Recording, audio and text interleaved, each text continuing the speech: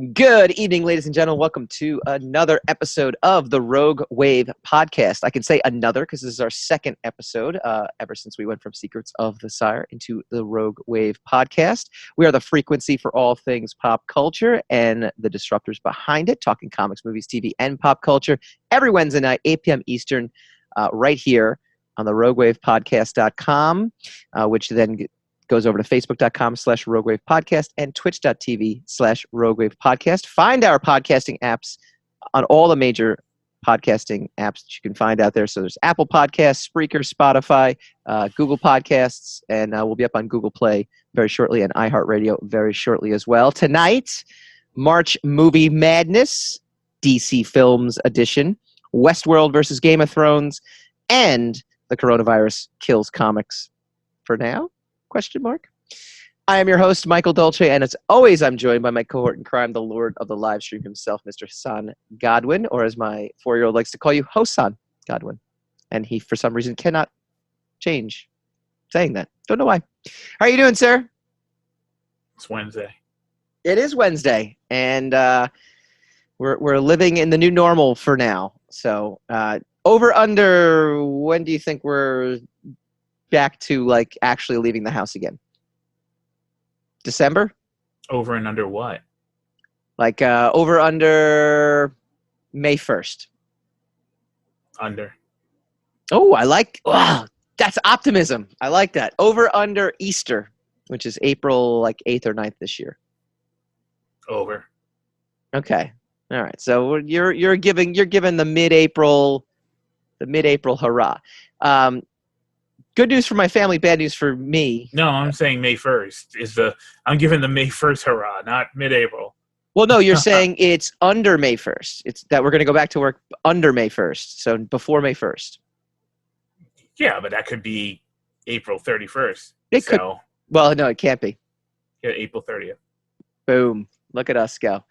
And you're holding up good. So, one thing I thought of before you answer that question is we hope that we're at least helping you get a little distraction, a little diversion from all the craziness that is going on. We hope you guys are all well. And Hassan, I hope you are well with your, you and yours are well as well.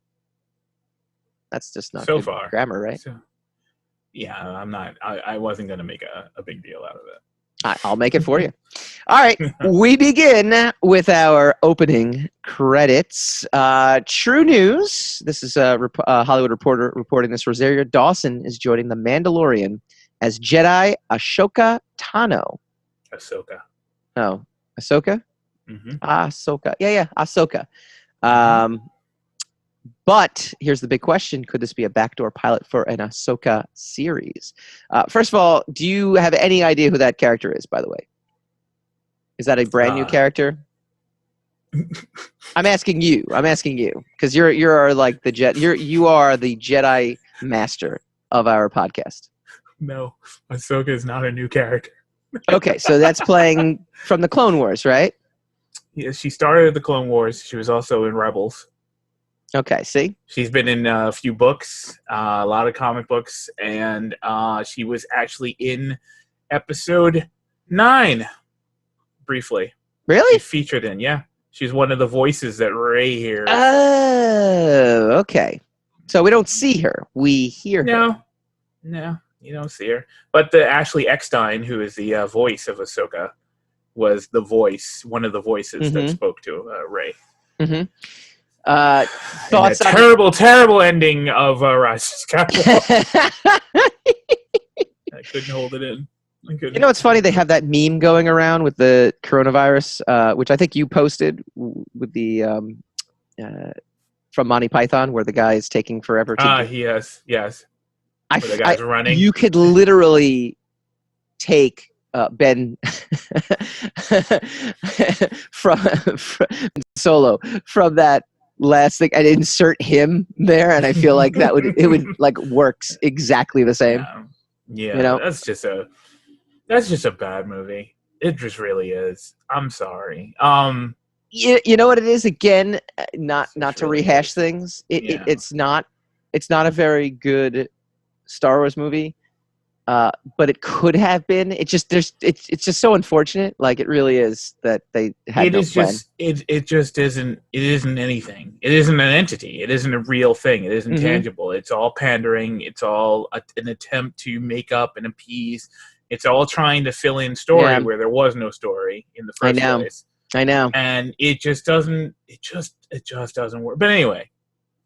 That's not what one of the topics that we were supposed to be talking about. So. No, it's look, we can do what we want here. That's good.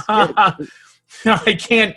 You don't want to get me started on the Rise of Skywalker. The suits aren't going to do nothing for us. We're on our own here. I'm so sorry. The suits are all held up in their bunkers right now, so we can do what we want. That's kind of good. All right. So, do you want to talk about Rise of Skywalker? Nah, we'll move on to the next topic. I didn't think so. That's why. No, but so let me ask you, just getting back to Ahsoka real quick. Good casting? What do you think? I don't know. Well, I'll have to see her. You know? Yeah. I mean, Rosario Dawson can pretty much do anything. Like, she can do no wrong, right? Oh, she could do plenty of wrong. I mean, she acting wise, she could do. I mean, nobody can do no wrong. Who do you know who could do no wrong? Captain Literal Man? Yes, acting wise, she can do no wrong. Correct. I mean, it's safe to say, like, she's just solid all around. I think she's capable of playing the character, but who knows if she is capable of playing that character? You know, yeah. I mean, that character it's like Harley Quinn. So obviously, Margot Robbie was able to be the embodiment of a character that was originated as a cartoon. Mm-hmm. We will see if Rosario Dawson can make lightning strike twice, like Margot Robbie. In her own way, right? Or that's the one argument with Margot Robbie too, right? Is that it's not necessarily the Harley Quinn. It's its own entity, right? And I guess this one's a little different. No, I guess it's not really a little different considering it's the same thing. Pretty much the same thing. It is pretty much the same. It is apples to apples in this case. So the question is it going to be different enough that the fans who are expecting to see their fan favorite cartoon character, in live action, be displeased or not? Will they look at it? Because I know some people have complained that this is not the Harley Quinn that I grew up watching in the cartoons, or this is not the Harley Quinn that I know of. It's not going to be, because it's a cartoon. Like, when you bring a cartoon to life, it's not going to be the same thing, Yeah.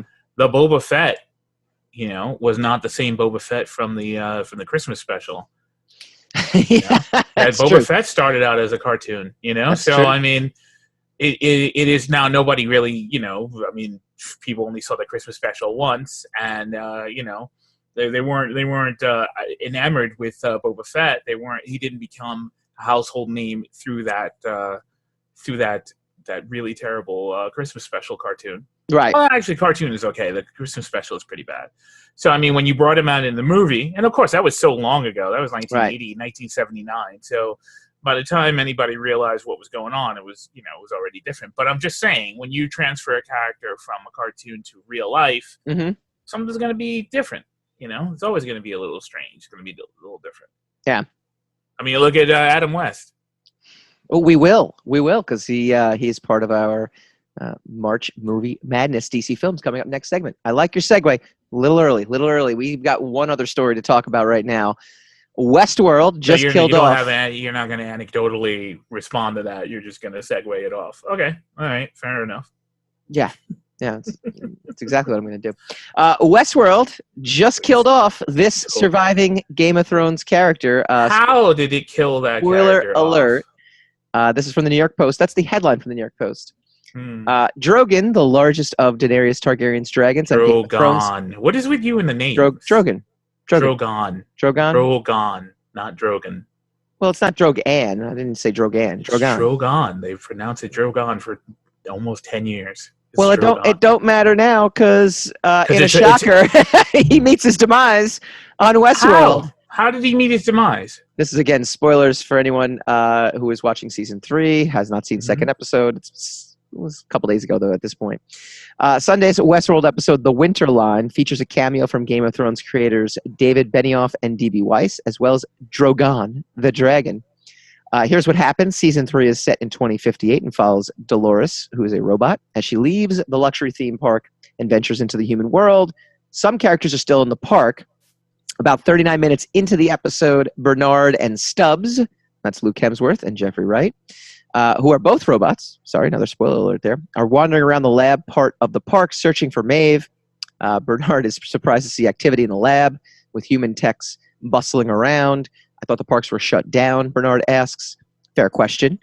They are, Stubbs explains. These techs are just waiting to see if they get laid off. The camera then cuts to 2 lab techs behind a glass wall, Benioff sitting in a chair and Weiss standing. They're both wearing the gloves and aprons of a typical Westworld lab tech, and they're talking about possibly taking another job, a startup in Costa Rica. He then picks up a saw-like object, turns it on while muttering something about chopping it up, and walks toward Drogon, who is Drogon, who is lying in the room with them, implying that Drogon is a robot. At the end of Game of Thrones, Drogon was seen flying off with Daenerys' body after Jon Snow kills her. That's right, for surviving all the wars and bloodshed, and after melting the Iron Throne itself, Drogon gets chopped up. Now, Michael, did you see the episode? Yeah. Did you hear the dialogue before he went over the chop Drogon up? I believe so. Yes. I mean, I remember him talking about like taking. To be honest with you, it was such a blink and you miss it kind of moment. That. So you didn't? Did you hear the dialogue? The one that I just said that they're both wearing gloves and aprons and talking about chopping it up. I did hear that. Why? No. He said, "How are you going to get that to Costa Rica?" Oh, look at you! So they chopped him up and then they put him back together. So Drogon is fine. Oh.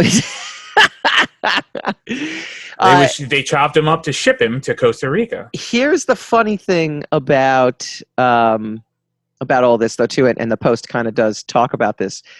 In a general, public sentiment toward the duo, Benioff and Weiss, is not warm and fuzzy. They canceled their San Diego Comic-Con appearance, and that was upsetting to fans because they wanted a chance to explain their season 8 finale. Fans wanted them to have an opportunity to explain it to them. I don't think they're anxious to explain anything to anybody at this point. Yeah, it's just funny because Westworld itself, I think you had texted me the ratings after last week's show too, significantly down. Yeah, and this one was down also. This one was down from the last one. Oh yeah. Well, I mean, look, we'll get to why, and I watched it because it's like hate watching. Obviously not that. I've come so. No, I actually, ironically enough, was drawing while that was happening. I have an art commission I have to do, which is great. Paying attention. He's just not paying attention. Well, it's tough because once again, Westworld, just what they did. And immediately it was like one of those things where I'm sitting there. First of all, Maeve is one of the best characters, so I was excited to see her again. Right? I was excited to, and the dude from The Punisher, he returned as well, and that was really awesome.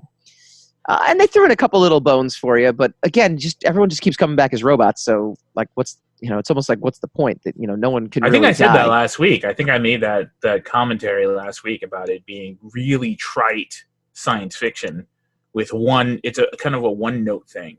Yeah. In the previous episode with Dolores, and how she just she runs around and she shoots everybody, and she's a super robot. How many times have we seen a super robot?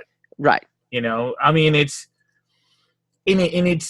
would be fine if it allowed itself, in my opinion, my personal opinion, it would be fine if it allowed itself to just be a kind of, I don't mean this in a negative way, it's schlocky. But I don't mean that in a derogatory way. If it would just allow itself to be like an action story, an action sci-fi story, an action, which is essentially what it is. If it would just allow itself to be that, instead of trying to be so heavy, right, and so pretentiously dire with everything. Yeah, and then it just doesn't, because it doesn't really have much to say. It doesn't have much to add to the genre.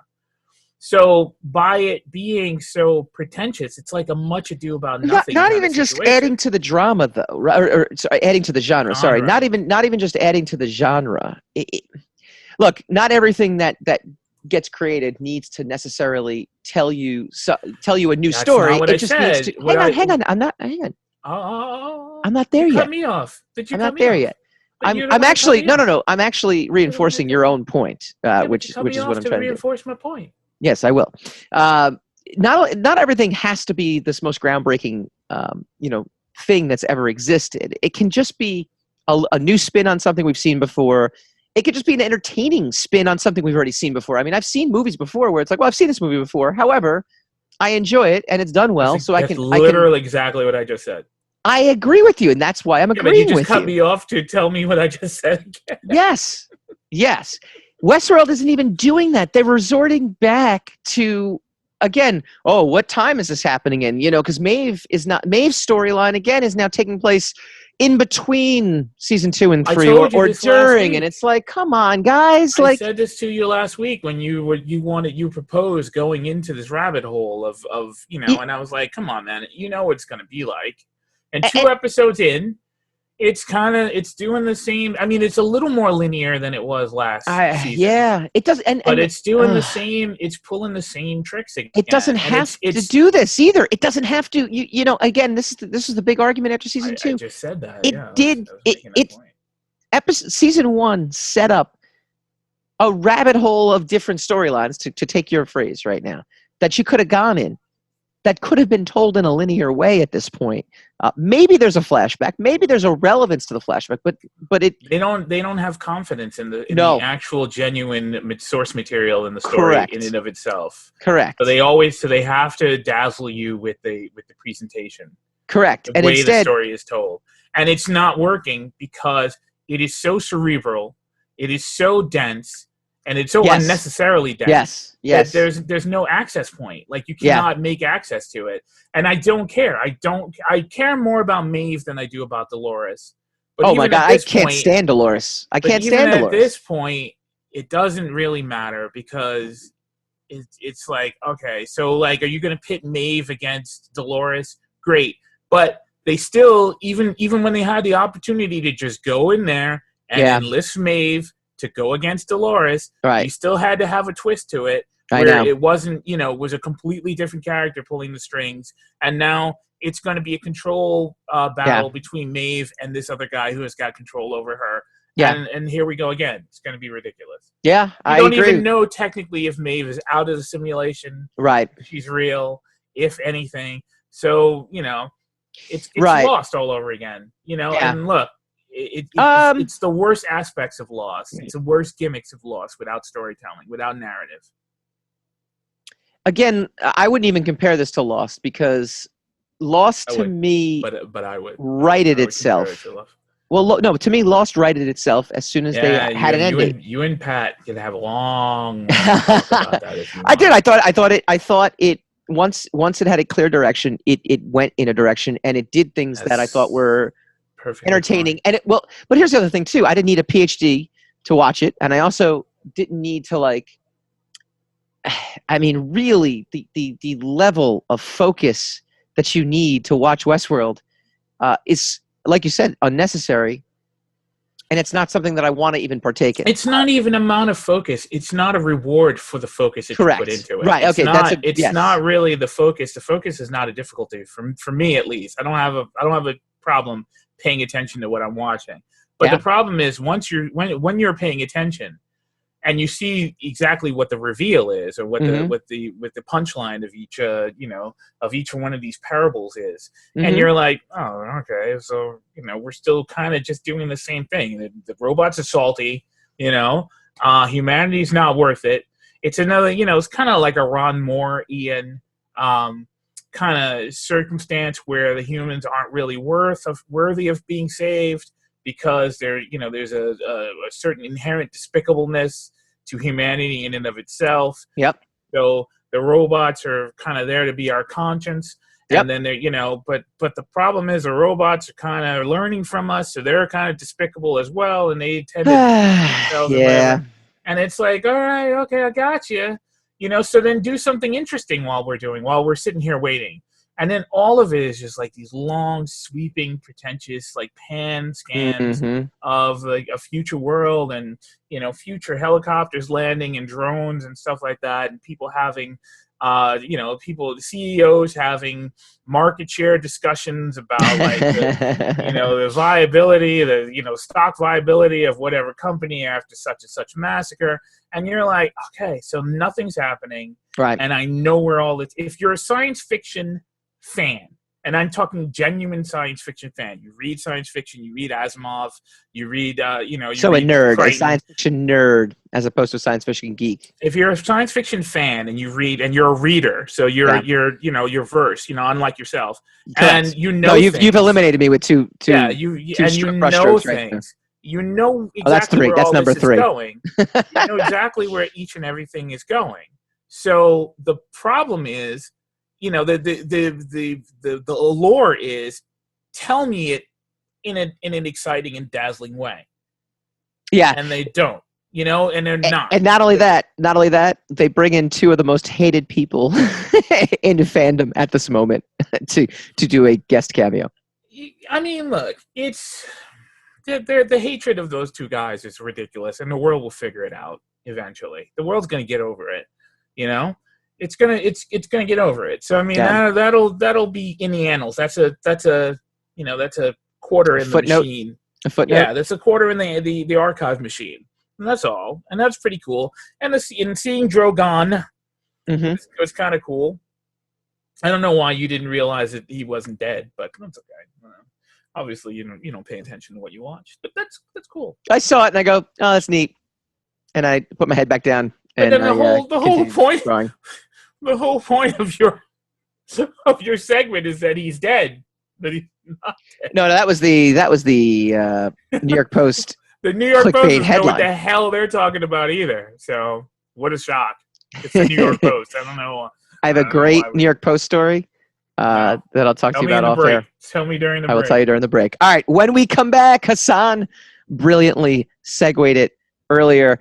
We've got the movies, we've got the seeds, we got the bracket.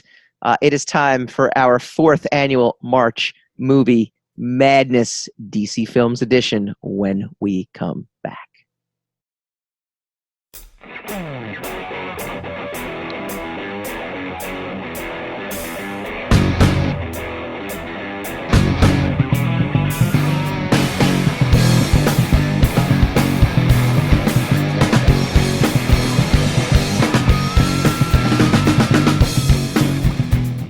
Welcome back to the Rogue Wave podcast.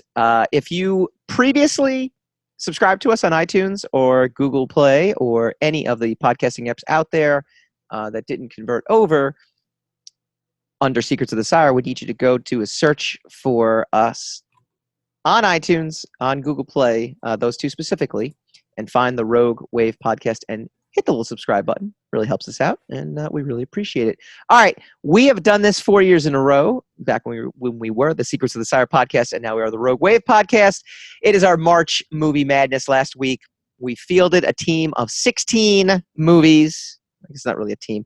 A set of 16 films, and today we unleash the bracket. We have Superman 1 taking on either Batman Returns or the movie Red. I thought that was actually... Oh, sorry. Hang on. These are not the up-to-date. I will give you the up-to-date ones. It is Superman 1 taking on Batman Begins. It is Aquaman taking on either Batman Returns or the movie Red. It is Batman 1989 taking on Batman 1966 in the Earth 149 bracket. The previous bracket was the Earth 148 bracket. Basically, I typed in DC Earths, and these 4 came up, so this is why we're naming them what we're naming them. Take that, DC fans. Keep it moving. Shazam taking on either Batman Forever or V for Vendetta. So in the case of Batman Returns and Batman Forever, first of all, there was a ton of Batman movies, as it turns out. A, that they made, and B, that are actually better than most other DC films, like Green Lantern, for example. So in order to thin the herd out a little bit, I thought we would throw that out there. Plus, last week, people noted, hey, where's V for Vendetta? Where's the movie Red? Red was a Wildstorm product, which is a DC Comics film. V for Vendetta was Vertigo, which is a DC Comics film. So in order to not lose those films, plus to give it a little more variety, because quite frankly, like I said, there's just a ton of Batman movies. I decided to throw a little wrinkle in and add them in a play-in game, which is what the NCAA does anyway. They do a little play-in game. It's like you made the tournament, and now you have to play again to make the tournament. It's very exciting. The Earth 154 bracket, Dark Knight versus Constantine, Joker versus Watchmen. The Earth 159 bracket, Wonder Woman takes on Suicide Squad, and Superman 2 takes on Birds of Prey. That's the 2-3. Wonder Woman's the 1-4. Dark Knight the 1-4. Joker the 2-3. All right, let's do a couple things here. Let's whittle down some 1-4 matchups. Okay, Superman 1, Batman Begins. Your favorite is Superman 1, so I'm just gonna predict you wanna pick Superman 1. But tell me why. Because it's a superior movie. How is it a superior movie? It's one of the greatest comic book movies ever made. It's pretty much one of the first mainstream comic book movies. Mm-hmm. It's done as though it was a real movie, as opposed to a formulaic, like kind of cookie cutter, process of like origin, then quick threat and love interest and stuff like that. It's a very, very well made movie. It's a good movie. Batman Begins, and it holds up if you get past some of the costume. Well, some of the fashion of the day, it holds up to an extent. It's interesting little sidebar. Obviously we're all kind of like cooped up from coronavirus lockdowns in New York, and we put Sesame Street on for my son, and I accidentally put on Sesame Street Classic, and then I had to go upstairs, and then I came down, and they were doing Disco D. So it was like from like 1979, and it was a bunch of disco Muppets. So just fun to look back in that era a little bit. And now we will sidebar back over here, or end sidebar. Whenever you're ready, man. We'll go end sidebar. Batman Begins. You can say though. Was the reintroduction of the Batman lore into theaters in a way that kind of canceled out the Schumacher disaster that was Batman and Robin, right? I mean, there is some weight to that film being both gritty and real, being both successful, whereas Batman and Robin was obviously not, and also Tim Burton's Batmans, while always always being thought of and known as some of the best Batman films, Christopher Nolan's Batmans gave us more of the Dark Knight Returns, gritty, down-to-earth Batmans that Tim Burton kind of balanced the two between that and the Adam West, and we'll get to their 1-4 matchup in a minute. So I just throwing out some potential reasons for us to yell upset. If you didn't tune in last week's episode, we can both, at some point in this tournament, pull an upset. That's it. Doesn't matter. You can, Hassan, this could be your favorite movie of all time. I can say upset. I use up my one upset cue, and that's it. It moves on, no matter what. That will not be the case here. We're gonna push Superman 1 along ahead in this tournament, ahead of Batman Begins. But want to give some props to Batman Begins. It was definitely a relevant movie, and again, returned Batman to some non-cheesy prominence. Unfortunately, I agree with you, Superman 1 is a fantastic movie.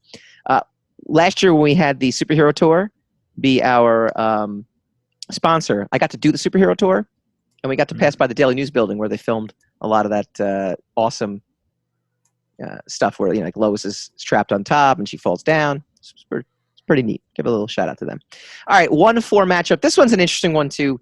Tim Burton's Batman 1989 versus Adam West, the Adam West led Batman 1966. Your pick to move on. It's not as easy, right? I look, the Tim Burton Batman's great, but there's just, I was like 6 or 7 when I used to watch the Adam West Batman, right? What's the category? Is there a category? Or is it just it's just plain like? It's just like and dislike. Yeah, it's like and dislike. We can't get very nuanced with DC films because there's just not enough there to get nuanced with. I will say Tim Burton's Batman. Yeah, I will too.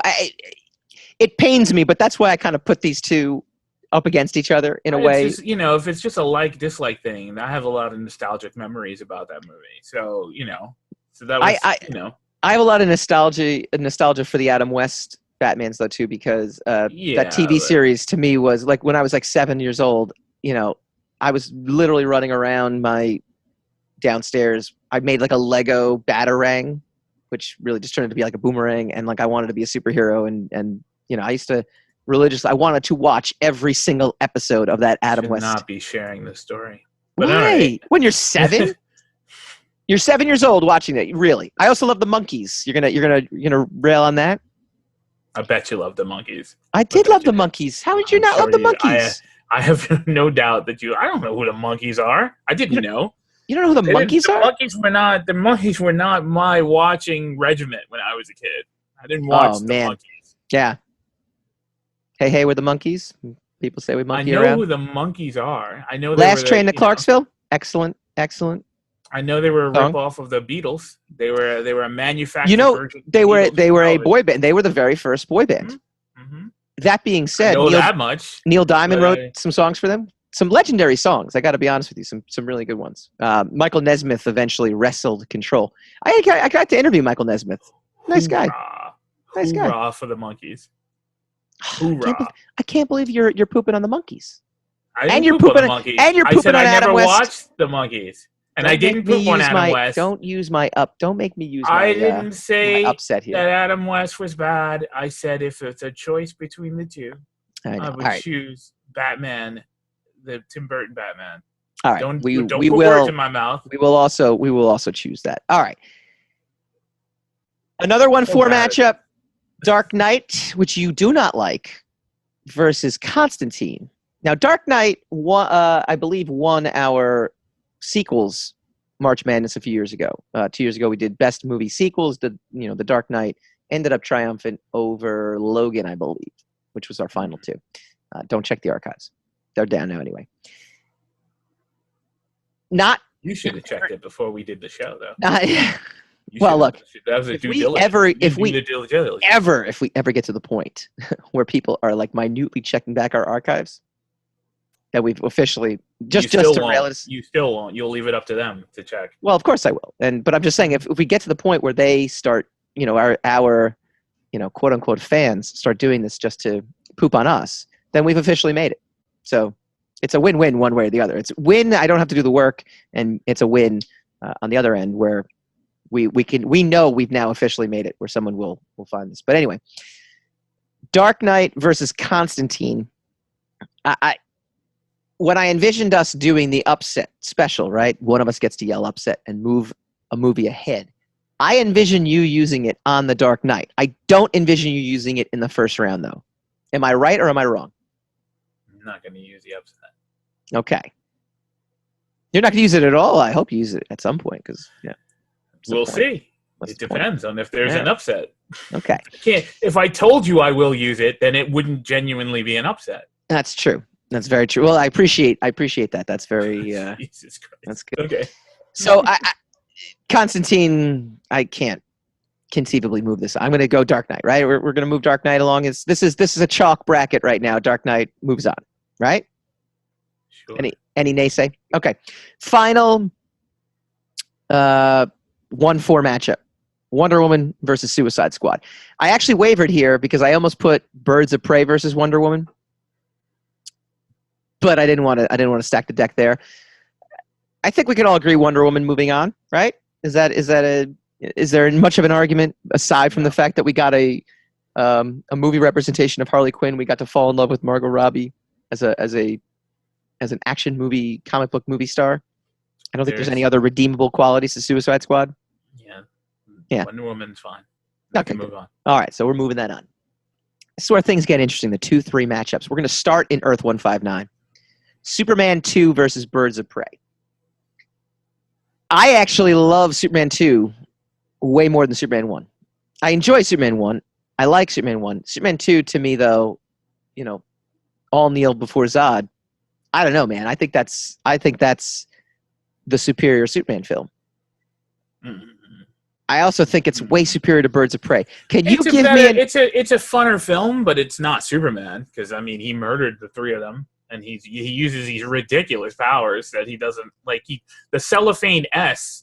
I don't know what the heck that was, and I didn't want to use that the was word his web heck, shooter. That was his web shooter. Whatever. And the white lasers that come out of his hands, and holy God. Like just De Laurentiis just like, nah, I do what I want. I do what I want here. I do what I want. It's mine. I do what I want. Richard Donner, pooh, I spit on him. I make the Richard Donner cut though is pretty good. Ooh. It is good. It's not good after 30 years of watching Superman's 1 and 2. It's not a superior, it's not a superior alternative, in my opinion. It is a better movie, but it's not a superior alternative. James Massia will argue that you are wrong and that Richard Donner do whatever he wants. Hey, it's a free concert, baby. Go do what you want. De Laurentiis, I spit on you too. Is there enough? Is there enough? I spend the money. I make the movie to move Birds of Prey ahead of Superman 2. Birds of Prey really wasn't that great a movie. It's basically Batman and Robin, right? It's just not really that great a movie. It doesn't. It's Margot Robbie. She does a great job. She chews scenery. Mm-hmm. Great experience with her if you're into that character. The rest of the characters are kind of sidelined. Yeah, it's not all that interesting. No. Doesn't have a great villain. I mean, you got Zod. You can't compare Zod to Black Ewan Mask. McGregor. Yeah. Yeah. So, it's gonna have to be for me. It's gonna have to be Superman 2. Yeah. I'm gonna push that ahead too. We will not get our ultimate Wonder Woman versus Birds of Prey moment, which I kind of wanted, but Wonder Woman would have won that too. So, all right, we're moving along. We're doing pretty good here, and you're neutering your entire brand right here by just what? Just talking about your agenda. You got what the agenda. You want me to? I did want to see a Wonder Woman versus. Yeah, because then that's an agenda, and then you also want me to predict my upsets. That's an agenda. An agenda. It has no agenda. It is an agenda. Look at the definition of the word agenda. You need an agenda. Yeah, agenda. But you always use it in a negative connotation. You always take it as a negative connotation. That's right, I do, because I know you. Because I know you. I know exactly what you're trying to do here. You cannot dictate. I know exactly what you're trying to do. You cannot judge on my intentions. You can't do that. I have an agenda to do so, and that is my agenda to do so. See what I just did there? That's you and your agenda problem. You got that agenda problem licked. Earth 154. Ooh, I like the reference to last week's show. Joker versus Watchmen. I thought this was a good pairing because you have two kind of out-of-the-box DC films going up against each other. I know you kind of... Look, I won't say that Watchmen is necessarily a bad film, and I actually think it's too faithful an adaptation that it doesn't work as a film simply because there's too much reverence. Sometimes you have to kind of take an ultimate spin on things and do things a little bit differently. He does do that where, spoiler alert, he does not, he makes Dr. Manhattan the villain at the end of the movie, and that's a necessary twist. Dr. Manhattan's still kind of the villain at the end of the story. Depends on your point of view. He doesn't do anything about it. Right. He just goes along with it. So right. He's still the villain. He's as much the villain in the comic book as he is in the movie. Because right. He's not the one who did it. Same culprit. Yeah, but then is the owl then a villain as well too at the end because they go along with it? Yeah, to an extent. I don't know. That's tough because then you're jeopardizing. No, the owl and Rorschach are not because they actually tried to stop him. They did try to. They did not succeed, though. They didn't succeed, but they tried. And Dr. Manhattan half-heartedly tried, and then he got waylaid by the logical conundrum of the whole thing, and then he killed Rorschach. Well, that's true. Okay, so all right, I give you that. No, I give you that final act. I think actually does signify that you could categorize him as You could definitely categorize him as not the hero, but yes, by killing Rorschach, that is a step further. Like, to keep Silk it quiet. Spectre and the Owl, right? Silk Spectre and the Owl just kind of go into hiding, and they're kind of like, okay, we're damned if we do, damned if we don't. So there's inaction behind what they do. Mm-hmm. Twitter would probably blow up at them, though, just because. 30 years later. You're saying they would get canceled? All that being said, I think Joker to me almost was going to be a 1 seed. It was between that and Batman 1989 in my mind as a 1 seed. No, maybe even Superman 1 as a 1 seed. Joker is a force to be reckoned with. It also has an Oscar under its belt for Joaquin Phoenix. It's not a movie I ever want to see again, but I appreciate what it was and the experience of watching it versus Watchmen, where I don't. So I would personally say Joker moves on. What's your move in this one? Hell no, Joker. You go Watchmen over Joker. Hell yes. Ooh. Joker is the same situation as what we were talking about with Westworld. It's the same trite, cookie cutter story told with some dressing on it. You put it in a new context of what if it was a character that we're familiar with. What if we made you feel sympathy for the Joker? And we told you this same sad story about someone who's getting kicked around and then finally takes the law into their own hands and still punches down. It's ridiculous. I don't necessarily agree with that, actually. I really don't. Of course you don't. You didn't agree when we were reviewing the movie. I don't agree with that. I don't agree that it's a better film than Watchmen either. Like, I just don't. I think Watchmen just falls. We're not talking about what's a better film. We're talking about the films whether we liked it or not, right? That was the parameter. But I mean, all right. I agree with that, but I think so. Like, I don't personally feel it was a better film. I liked it more than the Joker. Which is why I can't come with you, even though you're very strongly going to edge it towards that direction. Well, I'm going to give Joker the edge because it is the favorite. It's 2 versus 3. Plus, it's got the Oscar under its belt. Plus, it doesn't have Zack Snyder's. Those are requisites that are outside of the parameters of your story. But Hassan, I'm going to sit there and say I like Joker, you like Watchmen, so we're at a standstill. But I mean, it's got to be your convictions have to be strong enough. It can't just be like, oh well, I'm going to pad it with because I'll just talk about box office or I'll just talk about nostalgia. Okay, great. So Joker's box office crushed Watchmen's. But that's not the Joker, and we can also say that the director said it's probably not even really the Joker. So it's all a lie in and of itself. It's not even a real, genuine film about the Joker. It is a DC film, though, so it counts in our bracket. And I'm going to go with Joker over Watchmen. But it's not technically about a particular... Yeah, I mean, I'm not talking about... Well, let me ask you a big question. I'm not trying to change your mind because I don't really give a damn. But I'm saying if you want to throw in all these other parameters that would edge... The argument in your favor, then there's other things I could throw in also. That don't hold up, but yes, you could. Let me ask you a question. Hold up. They're what the director said. Are you going to use your upset here? I don't give a damn about the upset. Go ahead. Are you going to use your upset here? I don't care. I mean, I don't. It's not like I don't care about the game, but I don't care enough about Watchmen or the Joker to pull a trump card. You do what you want. It's an upset, not a trump card. We are an apolitical show. All right, we're going to move Joker ahead because it is the favorite, so it's going to get a little advantage. Just like we're a little funny. That's all. That wasn't a joke. It was. That was not a joke. It was. I am dead serious. We are an Trump card. Trump card does not refer to the president. In these volatile times, you are a moron. Keep going. In these volatile times. Stop demonstrating your buffoonery and keep going. All right, we close out with the final 2 here, which I think are really great. Now, again, last week I did neglect to bring in V for Vendetta and the movie Red.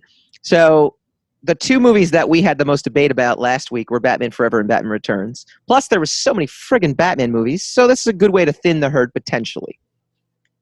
I'm a huge fan of Batman Forever. Huge fan of Batman Forever. I enjoyed it. I enjoyed Jim Carrey as the Riddler. Of course you are. I don't care about Two-Face, so I could care less about Tommy Lee Jones's rendition of it. There's a nostalgia for it. But that being said, I put it up against one of my favorite graphic novels of all time, purposely. And then I threw it out there on Facebook as well, too. And the majority of people, just to give us a little bit of an edge, picked V for Vendetta.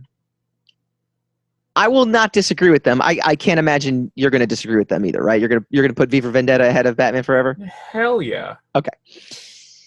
The majority of people said, I'm going to give you the one reason why V for Vendetta as a movie failed it for me, is that unlike Watchmen, which did not. I'm gonna pretend to care when you. I hope you elaborate. Do. Well, you do every week, so you do a good job. I'm practiced at it. I'm very good at it by now. You do a good job. All right, let's hear it, Michael. Tell me exactly why you believe. I'm listening. Very good. God, I hate you sometimes. All right, whereas Watchmen was too faithful to the graphic novel, V for Vendetta decides to not be faithful at the very end. The very end, sorry for anybody who has not seen this movie, it's been out for 15 years or maybe 14 years or 13, I can't remember. 06? 08? I don't even know. It was one of the O's. Yeah, it was definitely an O movie. It was an aught. It was one of the aughts. That's an O face, yeah. The very end. So the graphic novel, the whole idea of the graphic novel is he or is he not her father? And in my mind, he is. And even if he's not, it's still, there's a relevance to the father figure coming back, and there's a father-daughter, relationship. The movie decides, because they want to get female butts in seats, that he loves her, and that's why he plucked her out, of the masses and saved her and took a liking to her, and then put her through some of the most brutal mental and physical tortures known to man. Wait, and that would make more sense to you if that was her father than if it was someone who loved her? Yes, absolutely. I think there's something about having her understand what he went through, that there's a certain teaching aspect to it. You don't quite do that, in my mind, to someone that you kind of love. Like, it just doesn't make sense to me. But also, it just doesn't make sense to me in general. It defeats the whole purpose of the book, in my mind. But they needed to get female butts in seats, so the executives were like, make it a love story. We'll release it on Valentine's Day. It'll be fantastic. And so you think Batman Forever is a better movie? No, but for that reason alone, I just wanted to throw that out there. So we will push V for Vendetta along in the play-in game. It will take on Shazam. And that wasn't even hard. But I wanted to get all that out there. You know what I'm going to do? I'm going to pretend to be interested in your opinion more, because then I'll get more things happening my way. So, yeah, all right. Look, I enjoy Batman Forever more than I enjoy Batman Returns. I think Batman Returns is horrible. But I can understand why it's not a great film. Like, I can understand it. I can understand why it's not a great Batman film. I just happen to really like it. You know what I mean? That being said, I will push V for Vendetta in ahead of it in the play-in game. It'll take on Shazam. Now, well done, Michael. I'm glad I listened to your opinion. In this, I got to go with the favorite in this one. But can you give me a reason V for Vendetta should push past Shazam? I thought Shazam was a breath of fresh air. I thought it was a really good opening outing for a film, and especially given that it's a DC film, I thought it was actually pretty good. For me, it's an okay film. It's an okay film. I don't think it was better than V for Vendetta, so I wouldn't push it ahead. Okay, because I mean, at the end, it becomes it takes on the tropes of it makes the mistakes of a lot of other origin superhero movies, right? So at the end, he turns his entire family into a bunch of spoiler, and into the other gods, and and then all of a sudden, even though the entire movie he spends the entire film trying to figure out how to use his powers and what he's good for, whatever, his entire family are able to expertly use their powers against the deadly sins.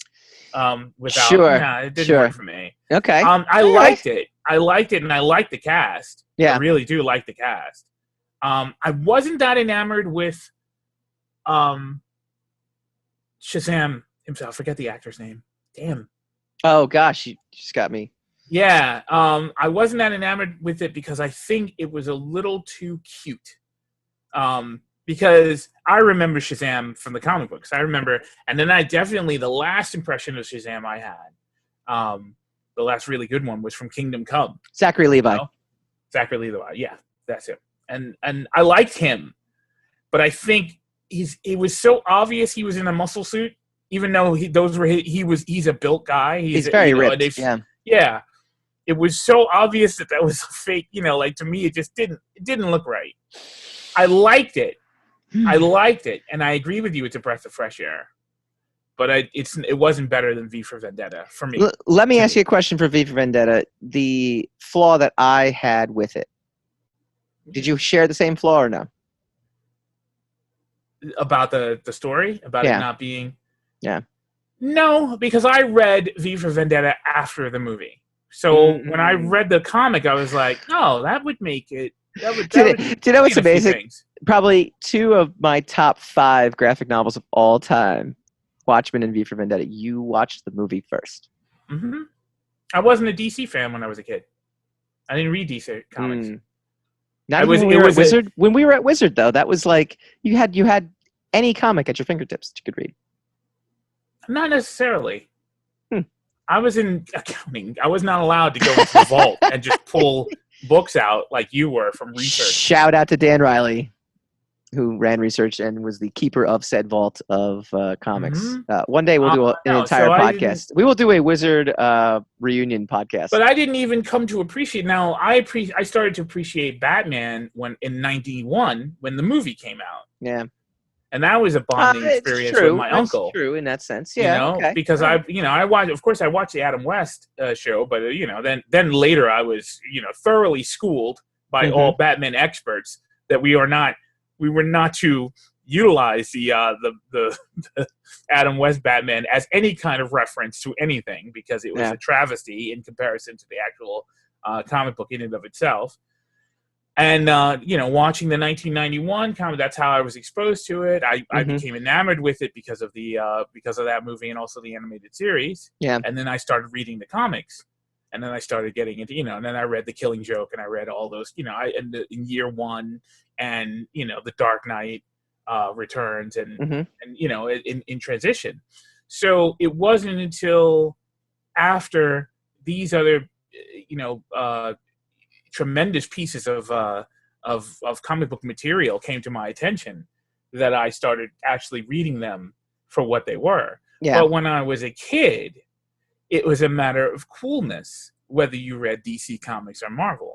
That was a profound interesting. That was a profound thing. It was definitely you were either a Marvel guy or a DC guy. You could not be both. Don't you miss those days? Not be both. No, the simpler because it was ridiculous. It's kind of stupid. Wait, and I'm still partial to Marvel. I am still partial to Marvel comic books, to Marvel. You mean stories. That the stupidity of youth that has now translated and seeped its way into social media it hasn't gone away?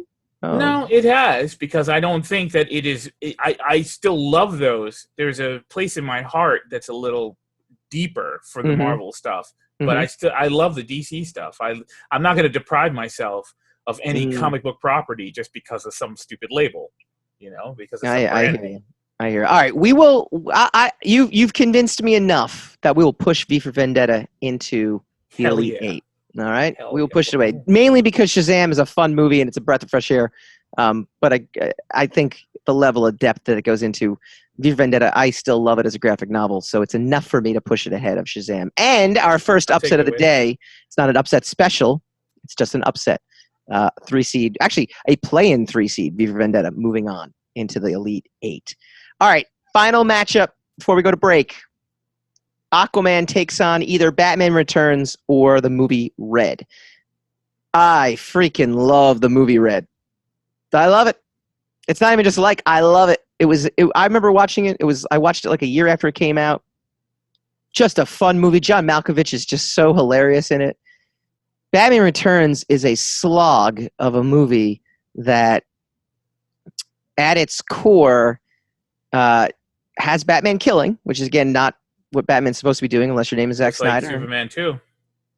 Very true. Very true. Well, I thought Superman 2, didn't he just put him back into the space? He threw them all down into the bottomless pit of the Yeah, so they're not dead. They're just kind of down there. What are they then? They have no powers. They were human, so they're down in the bottomless pit of the Fortress of Solitude in a frozen tundra. Maybe a Donner Party kind of thing going on down there. Alive. We are alive. No, you never know.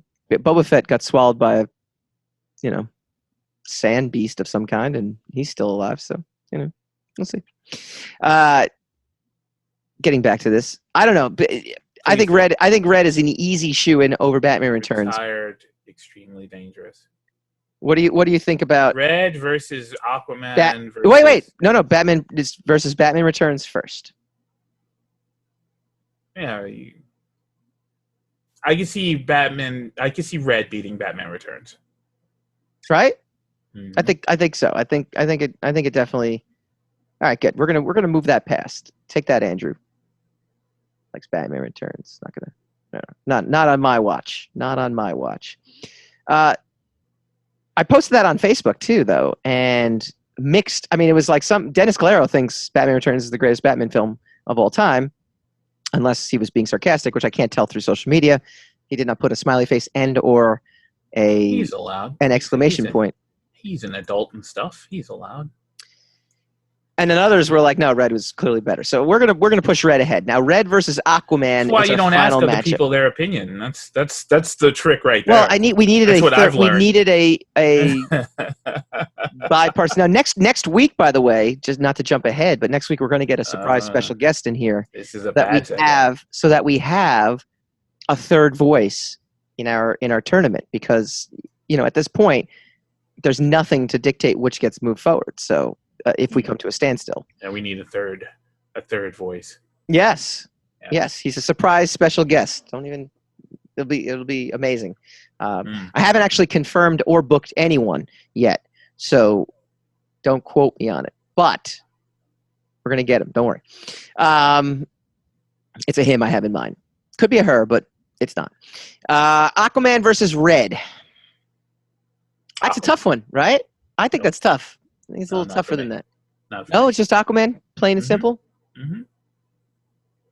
Jason. Also, because of if you want to pad it, Aquaman was the underdog. Aquaman was a middling DC character. Yeah. That was a joke in Entourage. Okay, the whole Aquaman movie was a joke in Entourage. Yeah, it had Jason Momoa in it, who everybody loved, but didn't have a lot of box office success. Up to that, if you count his Conan movie and a couple of other attempts, although he's been working his butt off doing a lot of stuff. He's all over the place. Yeah, and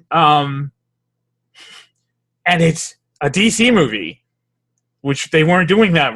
They weren't averaging. I mean, it did have Wonder Woman just before that, so the trend had changed a little bit. Yeah, but for Aquaman to hit the $1 billion club, over Superman. Over Batman versus Superman, over Wonder Woman, over all those other characters, to be the first of those movies to hit $1 billion. Yeah, come on. That should move it ahead.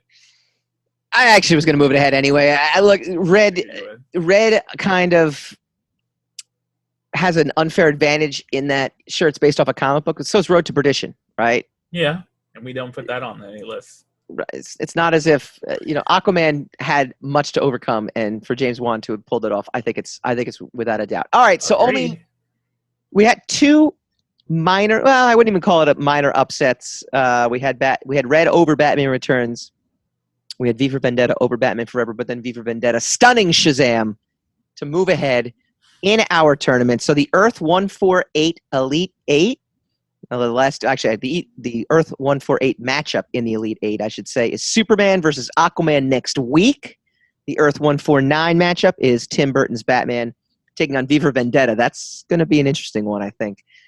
Earth 154 bracket, because I have an agenda, Dark Knight versus Joker. Oh, that's a good one. Oh, that's a good one. Earth 159 bracket, Wonder Woman taking on Superman 2. We'll throw some stuff up on social media as well. So you can follow our personal accounts. You can follow the Rogue Wave podcast on Facebook. You'll be able to vote as well in these tournament things. So we will allow some fan influence in our tournament. When we come back, is this the end for comic books as we know it? We go spinning the racks when we come back.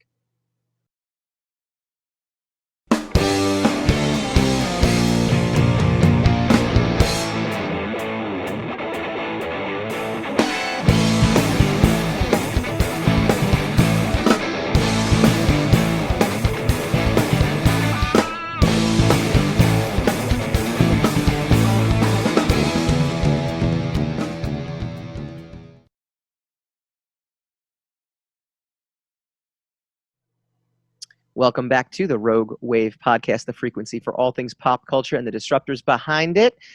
Every week, we like to give you the insight into the comic book world that will soon translate into the film and TV world that you have come to know and love. We call this segment Spinning the Racks. Spin the rack, spin that rack. Coronavirus versus comics. Diamond's Steve Geppi confirms closure. No new comics after this week. This is actually a sad story, and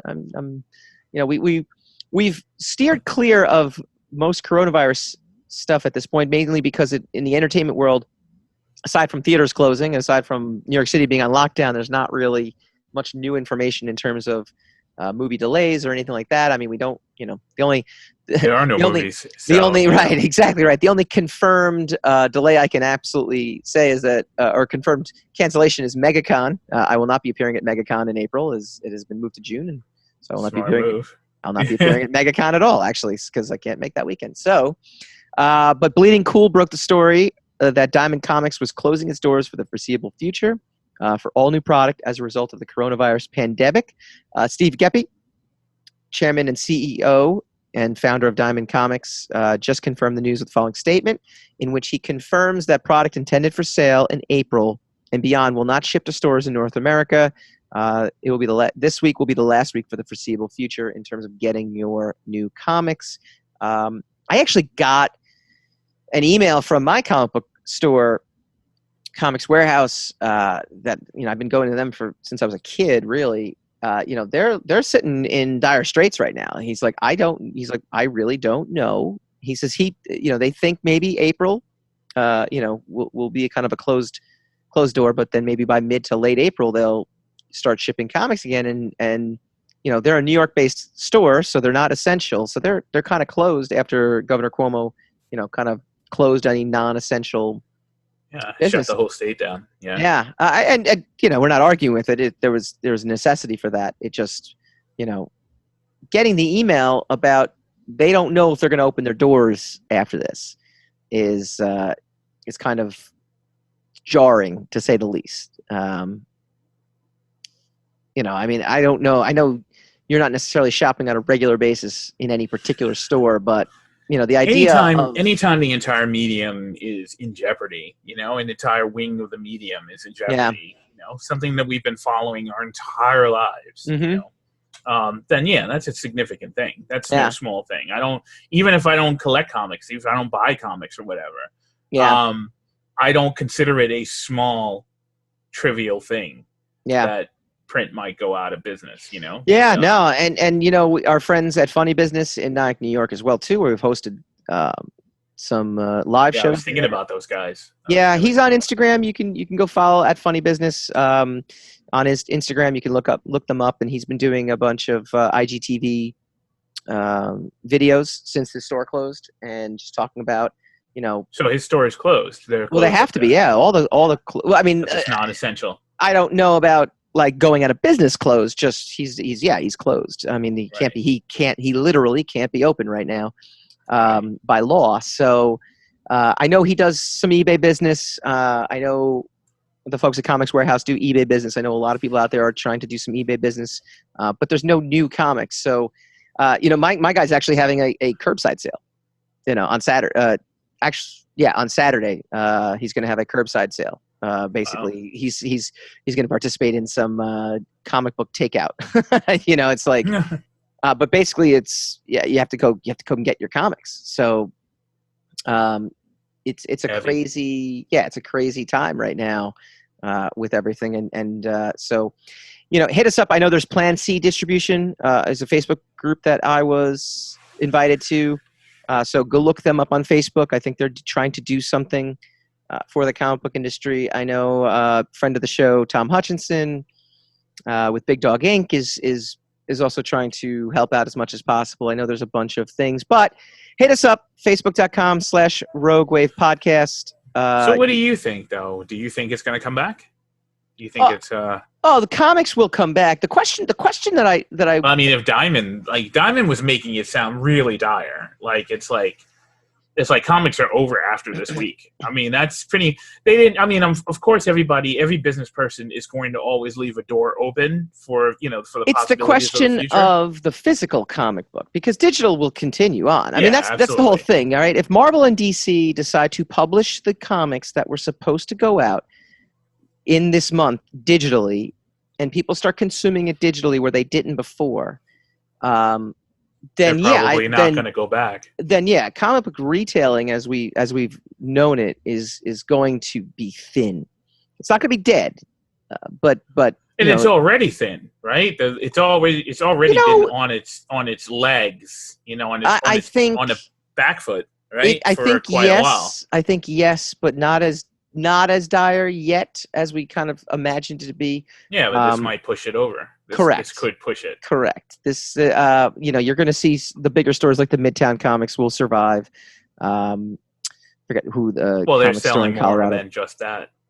Of course, yeah, of course. I mean, you're also going to see things pop up, which Joe Mulvey and I always had the idea of doing the comic book /bar, where it's comic book themed, and it's there's a pizza place actually in Brooklyn called Villains Hideout, and that's what they do. They have comics everywhere that you can sit down and read while you eat and things like that. Nice. Like there's, I think that's where you're going to see it's going to be more of a novelty. But the digital age, is upon us now. It's interesting too because Image Comics released a statement saying they're not going to release anything in this month because it would be too much for retailers who can't open their doors. And they also, they're cutting back a lot of their line just to kind of help the retailers out. So, right.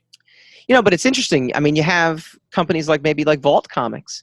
You have companies, like an Image, a Zenescope. Like, if they're not shipping new comics, are they going to survive? Like, how are they going to survive? They going to, you can't fault them for selling their stuff digitally. At that point, you can't fault them for saying, well, no, we're going to print these issues up and we're going to ship them out, via our website. So if you like it's a very interesting cross section. The thing that's most interesting about all of this too is the villain we're facing here is not a country. It's not a, it's something that. I think Hollywood Reporter put it best. I was reading an article, and they're like, this is both a scary and a boring time.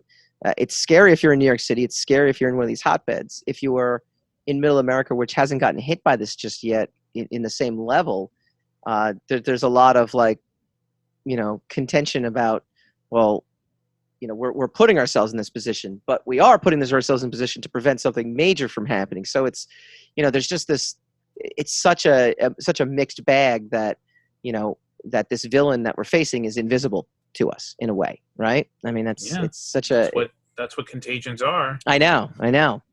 So anyway, like I was saying before, if you know of any way to help your comic book retailer, please let us know. We will pass it along next week in our Spin the Rack segment. You can hit us up at facebook.com/Rogue Wave Podcast. You can also email me, sire@mikebooks.com, MIKE books.com. Happy to spread any kind of information that can help the retailers in jeopardy. We are here to help. Hassan's personal information, I will post his exact address, directions to it. Yes. How to bypass how to bypass the security at the front door. Everything. I'll whatever is going to help us. Whatever's going to help us. All right. Right. Hate to end on a downer. Like I said, we try to give you a diversion. We did that. Next week we will continue our March movie madness. Plus, Bloodshot hit VOD, so we will give you our take on the Bloodshot movie that didn't quite, fail. It didn't fail to launch. It just picked the absolute worst week to try to launch in theaters. So we will give you our take on the Bloodshot movie next week. We'll see you then.